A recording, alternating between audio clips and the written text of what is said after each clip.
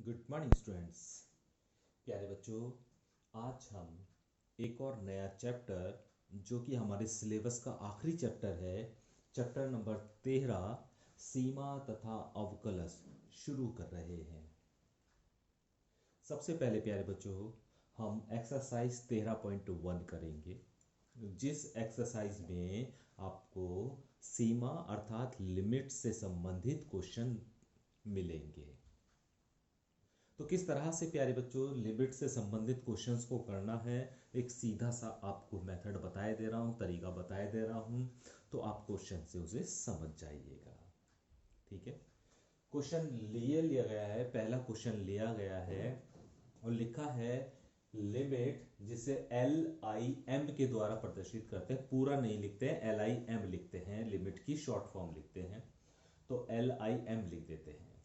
ठीक है, x tends to 3, यानी x जो है वो 3 की ओर है, tends to, TENDS, tends to, इस तीर के निशान को बोलते हैं टेंस टू। तो इसका इसे पढ़ते ऐसे हैं, लिमिट x टेंस टू 3 और फंक्शन x प्लस 3। अब करना क्या होता है इसमें, आपको बस x के स्थान पे जो ये लिमिट दी गई है उस वैल्यू को रखना होता है। तो x के स्थान पर हम 3 रखेंगे, तो प्यारे बच्चों लिमिट का साइन हट जाएगा, जैसे ही हम लिमिट को रखते हैं तो ये लिमिट हट जाता है। और देखो इसमें 3 रखा हमने, तो 3 प्लस 3, 3 प्लस 3 सिंपल सा लिख देते हैं, 3 प्लस 3 बराबर 6।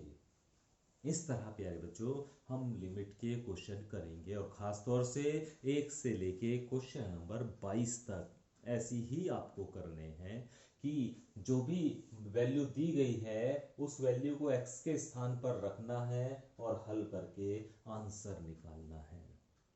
ठीक है, एक और क्वेश्चन लेते हैं, क्वेश्चन नंबर 2 है लिमिट x टेंस टू पाई और x माइनस 22/7। अब लिमिट रखेंगे अर्थात x के स्थान पर पाई रखेंगे, तो जब x के स्थान पे पाई रखा तो ये हो गया पाई माइनस 22/7। पाई का मान आप जानते हो 22/7 ही होता है, तो 22/7 माइनस 22/7 कितना आ जाएगा आपका, 0 आ जाएगा। अभी मुझे उम्मीद है प्यारे बच्चों कि आपको ये लिमिट के जो क्वेश्चन हैं ये समझ में आ गए होंगे कि किस तरह से लिमिट को रखा जाता है। ठीक है, एक और क्वेश्चन देखते हैं, क्वेश्चन नंबर 7 लिया है, और क्वेश्चन नंबर 7 ये है कि limit x tends to 2, 3x² minus x minus 10 upon x² minus 4। अब फिर वही काम करना है प्यारे बच्चों, आपको x का मान 2 रखना है, और जब आप x का मान 2 रखेंगे तो आप देखेंगे, देखो 2 का स्क्वायर 4 हो जाएगा और 4 तिया 12 हो जाएगा, यहां पे 2 रखा जाएगा और माइनस का 10, तो 12 तो प्लस के हो जाएंगे ऊपर और 12 माइनस के हो जाएंगे, तो 0 बचेगा ना ऊपर, तो यहाँ पे 0 आ जाएगा। x का मान 2 रखने पर ऊपर की वैल्यू 0 आ जाएगी, न्यूमरेटर जो है वो 0 आ जाएगा। और यहां पर भी जब x का मान आप 2 रखेंगे तो 2 की पावर 2 का मतलब 4 माइनस 4, वो भी 0 आ जाएगा, है ना, डिनोमिनेटर में भी 0 आ जाएगा। तो प्यारे बच्चों जब x का मान रखने पर ऊपर भी 0 आए नीचे भी 0 आए तो इसे हम कह देते हैं 0/0 का रूप। जब x का मान जो भी दिया गया है फंक्शन में रखने पर 0/0 का रूप मिलता है, तो हमें इस फंक्शन को और थोड़ा सा हल करना होता है, हल करने के बाद फिर लिमिट्स को दोबारा रखना होता है। ठीक है, तो देखिए इसके हम फैक्टर करेंगे, इस ऊपर वाले के हम गुणनखंड कर लेंगे, 10 या 30, 30 के ऐसे टुकड़े जिन्हें घटाने पर माइनस का 1 आ जाए, जिन्हें घटाने पर माइनस का 1 आ जाए, तो 6 पंजे 30 हो जाएगा, है ना, तो 6 पंजे 30 हो जाएगा, और घटाने पर 1 आ जाएगा आपका। 6 में से जब आप 5, एक ही यही समझिए कि 3 की और 10 की गुणा करनी है, 30 हो गया, 30 के ऐसे गुणनखंड करने जिन्हें घटाने पर 1 आ जाए, जो x का गुणांक है वो आना चाहिए। ठीक है, तो 5, 6 और 5 हो गए, 6 में से 5 घटाएंगे तो 1 आ जाएगा। तो इस तरह गुणनखंड करने तो वैसे आपको आते होंगे, इतना मुझे जोर देने की इसमें ज़रूरत नहीं है। तो जब इसके आप गुणनखंड करोगे तो प्यारे बच्चों इसके गुणनखंड ये आएंगे, x माइनस टू 3x+5, और इसके भी आप गुणनखंड कर सकते हैं ना, x² - 4 के x² - 2² लिख सकते हैं, और a² - b² का फॉर्मूला लगा सकते हैं। तो एक बार जोड़ देंगे और एक बार घटा देंगे, ठीक है। x-2 से x-2 कैंसिल हो गया, हम पे बचा 3x+5/x+2। अभी फिर इसमें लिमिट रखी जाएगी, और जब इसमें हम लिमिट रखेंगे तो 3 × 2 + 5/2 + 2, x की जगह 2 रखा जाएगा। हल करेंगे तो हल करने के बाद अब की हमें 0/0 का रूप नहीं मिलेगा, बल्कि आंसर आ गया इसका 11/4। ठीक है, तो ये क्वेश्चन इसलिए इंपॉर्टेंट है कि इसमें इस तरह के कई क्वेश्चन आएंगे जिसमें आपको 0/0 का रूप मिलेगा, तो उसे इस तरह से सॉल्व करके आपको लिमिट लास्ट में रखनी है। ठीक है, तो इसका सॉल्यूशन आ जाएगा। तो प्यारे बच्चों, मुझे उम्मीद है कि अभी आपको लिमिट का क्वेश्चन समझ में आ गया होगा कि किस तरह से लिमिट रखेंगे आप। ठीक है, इसमें कुछ और नई बातें सीखते हैं।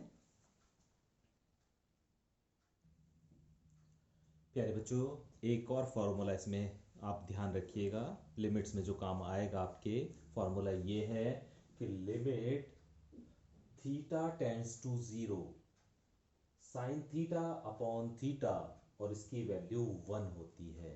ध्यान दीजिएगा, लिमिट थीटा टेंड्स टू 0 ही होना चाहिए, साइन थीटा अपॉन थीटा इसकी वैल्यू 1 होती है, लेकिन रूप यही होना चाहिए। मतलब ध्यान रख लीजिएगा, यहां पे जो एंगल है साइन के साथ थीटा, तो नीचे भी थीटा ही होना चाहिए, जो यहां पर है वो ही यहां पर होना चाहिए, और वो ही यहां पर भी होना चाहिए। Theta tends to 0 sine theta upon theta, ये बड़े ध्यान से देखिएगा, अगर यहाँ थीटा है तो यहाँ पे भी थीटा ही होना चाहिए, और यहां पर भी थीटा ही है। ठीक है, तभी इसका मान 1 हो जाएगा। अब देखिए क्वेश्चन कैसे करेंगे इसका। क्वेश्चन नंबर 13वां है, और क्वेश्चन नंबर 13वां ये कह रखा है कि limit x tends to 0 sine ax upon bx। अब आप देख रहे होंगे प्यारे बच्चों सवाल में, यदि आप इसमें ना 0 रखेंगे, सीधा 0 रखेंगे, सीधा लिमिट रखेंगे, तो x का मान आप 0 रख दीजिए, तो साइन 0 0 होता है, और नीचे भी 0, 0/0 का रूप बन जाएगा, है ना। लिख भी सकते हैं आप,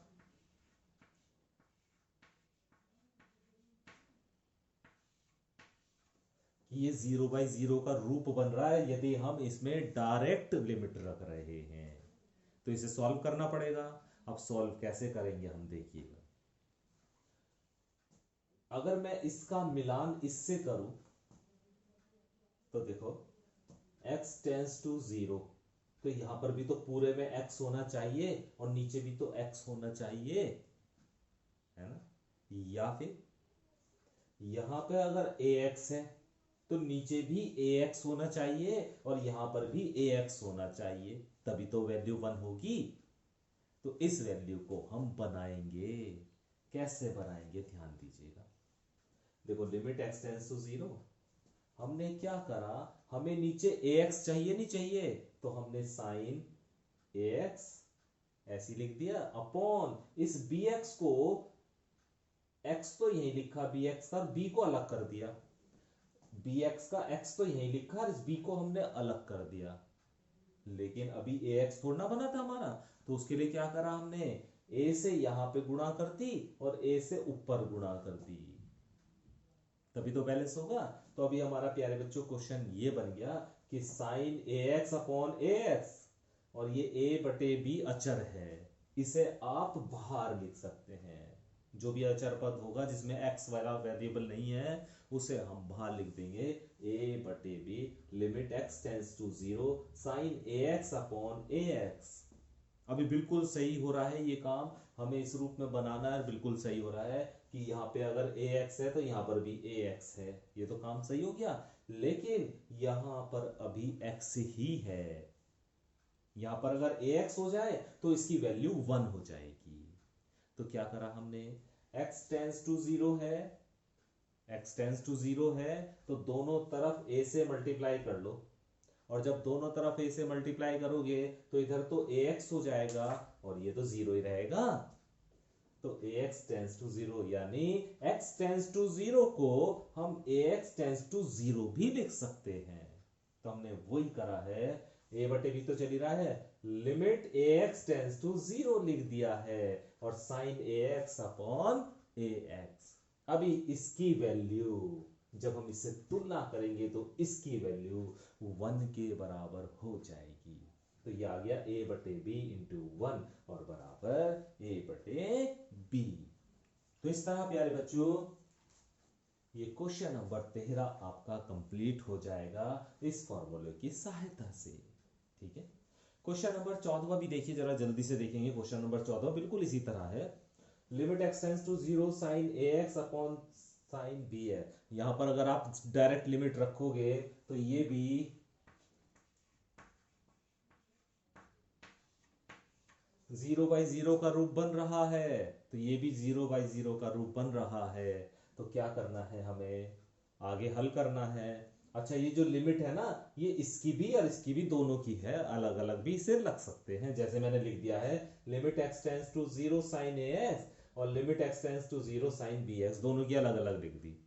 अब फिर वही काम करेंगे, यहाँ पे ax है तो नीचे भी ax बनाएंगे इसके, ताकि इसका यूज कर सके, और यहां पर भी ax बनाएंगे, है ना। तो क्या करा प्यारे बच्चों, हमने इसमें ऊपर वाले में साइन ax है, ax से तो भाग कर दिया और ax से गुणा कर दिया, ax से भाग कर दिया और ax से गुणा कर दिया। इसी तरह प्यारे बच्चों नीचे bx है तो bx से भाग कर दिया और bx से गुणा कर दिया।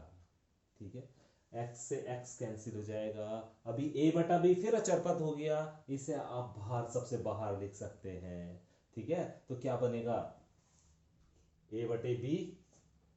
और अच्छा एक बात और, लिमिट भी आप चेंज कर सकते हैं। जैसे x टेंस टू 0 है, होनी क्या चाहिए ax टेंस टू 0, ऊपर क्या होना चाहिए ax tends to 0।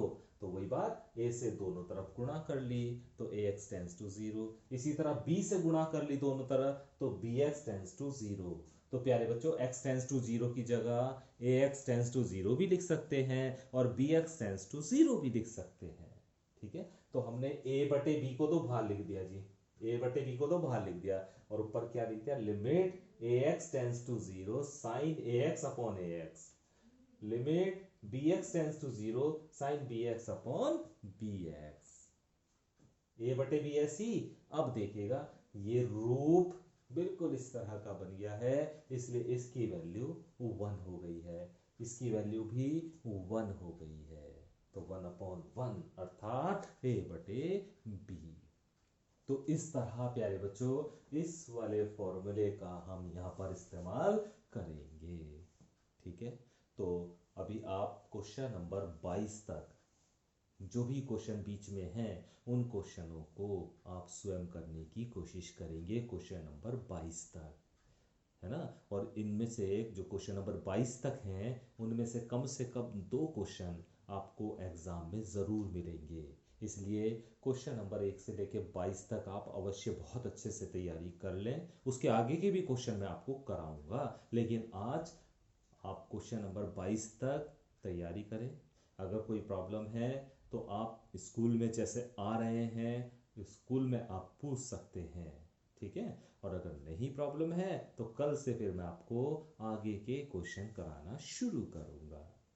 Thank you.